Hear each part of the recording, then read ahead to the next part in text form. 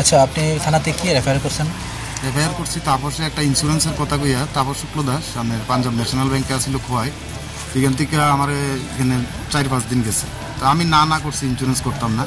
এরপরে 5 দিনের মাথা থেকে আমার প্রলোভন দিয়ে অনেক কিছু কইয়া আমি প্রথমে 5 লাখ রাখছি, এরপরে 15 লাখ টাকা রাখছি। এমন করতে করতে আমি 72,50,000 টাকার মতো রাখছি। প্রথম দিকে পাইয়া যেতাম, কিন্তু অক্ষণে দেখা যাইতেছে 20 মাস ধরে পামু কইয়া 20 মাস পাইরিয়া গেছে গা, কখনো কোনো খবর নাই। ফোন করলে ফোনও ধরে না।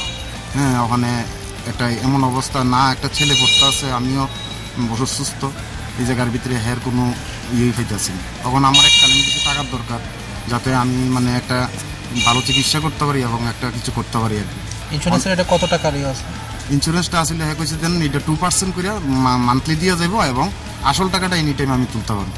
কিন্তু আমি আজকে 20 মাস কোনো ইন্টারেস্ট কোনো পাইতেছি না, এরপরে দিয়া মানে কোনো আসলটা আমি পাইতেছি না। কত টাকা এখন অবধি তাদের কাছে জমা দিচ্ছেন? তো 72,50,000 টাকা তাদের কাছে দিচ্ছেন না? এবং আরও আছে, রানা বর্মন আছে, আপনার বিশ্বজিৎ ভট্টাচার্য আছে, এরপরে সুপ্রিয় দেব সরকার আরও রাখছে, কিন্তু এরা কেস করতে পারছে না, ছাত্র লাগে দেখে। হ্যাঁ, সেমই করছে। তারপর শুক্ল দাস ওর বাড়ি কোন জায়গা? এমনি খোয়াই গনকি, বাবার নাম আরাধন শুক্ল দাস, আসাম রাইফেল ক্যাম্পের সামনে। কোন ব্যাংকে আসতো সে? খোয়াই পাঞ্জাব ন্যাশনাল ব্যাংকে আসছিল। সুভাষ পার্কে? হ্যাঁ, অক্ষণ আছে। আগরতলা শকুন্তলা পাঞ্জাব ন্যাশনাল ব্যাংকে আছে। এখন কি তাইনের লগে আপনার যোগাযোগ হয়েছে নি? না, কোনোই ধরে না, কোনোই রিসিভ করে না।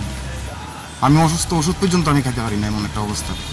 আমি সব কিছু করে জায়গা টাকা দিচ্ছে, আমার দোকান ঘটরা আসছিল, ইডি বিচ্ছা পুলোবেন করে আমি সব কিছু রাখছি। যে পাঞ্জাব ন্যাশনাল ব্যাংক ওইখানে গিয়েছিলেন? এখানে গেছি পরে দিয়ে ঠিকানাটা লইছি যে কই আছে ওখানে। ঠিকানাও গেছি পরে দেখা পাইছি। ব্যাংকে জানাইছেন? ব্যাংকের জানাইছি আমি। ব্যাংকে কি কইছে? ব্যাংকে কইছে যদি আপনি ফ্রড হইয়া থাকে তাহলে আপনি কেস এফআইআর করেন। এরপরে আমি এফআইআর করছি আর কি। আজ এখন আপনি কি চান? আমি চাই সুস্থ ন্যায় বিচার চাই। যদি আমি পাওয়ার নই আমি পাইতাম, নাইলে যদি পাওয়ার নই পাইতাম। আমি মানে সুস্থ বিচার চাই, এর লিগে আইনের দ্বারস্থ হয়েছি আর কি। আজকে কি করছেন? এফআইআর করছি আর কি আজ। এবং ডিটেলস যে আরটিজিএস করছিলাম এবং ব্যালেন্স শিটটি আমি দিছি 7 তারিখ, এখন এটার উপরে এফআইআর করছি। আপনার বাড়ি কোন জায়গা?